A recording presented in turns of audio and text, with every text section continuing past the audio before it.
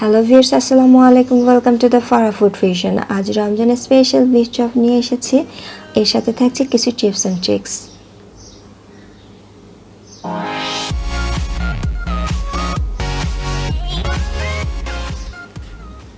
এখানে দুইটা বড় আলু সিদ্ধ করে খোসা ছাড়িয়ে নিয়েছি। সিদ্ধ আলুগুলো ভালোভাবে ম্যাশ করে নেব, দানা দানা যেন না থাকে সেদিকে লক্ষ্য রাখবেন। আলু ম্যাশ ভালো হলে চপ সহজে ভেঙে যাবে না। এখন হাফ কাপ বেরেস্তা দিয়ে দিচ্ছি সুন্দর ফ্লেভার আর টেস্টের জন্য। এর মধ্যে দিয়ে দিচ্ছি 2-3টা কাঁচামরিচ কুচি। ঝালের পরিমাণটা আপনারা আপনাদের স্বাদ বুঝে দিবেন।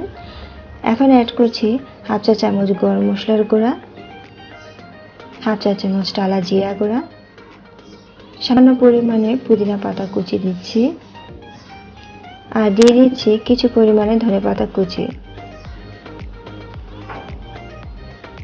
1 কাপ বিফ রেড করে নিয়েছি। আদা, রসুন, হলুদ, মরিচ, লবণ পরিমাণ মতো দিয়ে কুক করে নিয়েছি।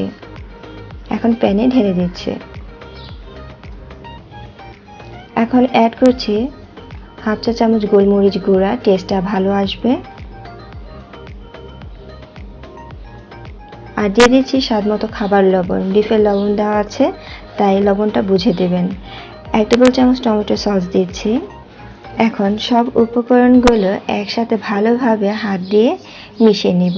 এই বিফ চপ আপনারা চাইলে গরম মশলা না দিয়ে কাবাব মশলা দিয়ে তৈরি করতে পারেন, আরও ভালো হবে। বাজারে ভালো ব্র্যান্ডের কাবাব মশলা পাওয়া যায়। এছাড়া চপ তৈরি করতে গিয়ে দেখেন চপ ভেঙে যাচ্ছে, তাহলে ব্রেড ক্রাম্ব বা ব্রেড স্লাইসটা দিয়ে এই মিশ্রণ একসাথে মেখে নেবেন, বাইন্ডিংটা ভালো হবে। এখন এক এক করে চপের শেপ তৈরি করে নিয়েছি। আমি এখানে যে পরিমাণে চপের মিশ্রণ নিয়েছি 19টি বিফ চপ হয়েছে। এখন চপগুলো তৈরি করে নেব। এখানে একটি ডিম ফেটিয়ে নিয়েছি। এখন এক এক করে চপগুলো ডিমে ডুবিয়ে ব্রেড ক্রামে কোট করে নেব। লক্ষ্য রাখবেন এক হাত দিয়ে ডিম ডুবিয়ে নিচ্ছি, অন্য শুকনো হাত দিয়ে ব্রেড ক্রামটা কোট করে নিচ্ছি। সব বিফ চপ এভাবে তৈরি করে নেব। সব বিফ চপ তৈরি হয়ে গেছে। 10 মিনিটের জন্য নরমাল ফ্রিজে সেট হতে দেব।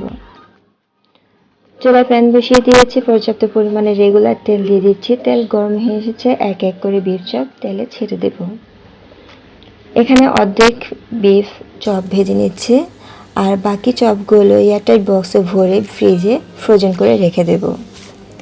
চপগুলো উল্টে পাল্টে ভেজে নেব। ভাজা হয়ে গেছে, এখন বাটিতে তুলে ফেলব। বাকি চপগুলো একইভাবে ভেজে নেব। তৈরি হয়ে গেল দুর্দান্ত স্বাদের রমজান স্পেশাল বিফ চপ। আজকের রেসিপিটি যদি ভালো লেগে থাকে লাইক, কমেন্ট, শেয়ার করবেন। নতুন নতুন রেসিপি পেতে সাবস্ক্রাইব করবেন। পাশে থাকা বেল আইকনটি ক্লিক করবেন। আল্লাহ হাফেজ।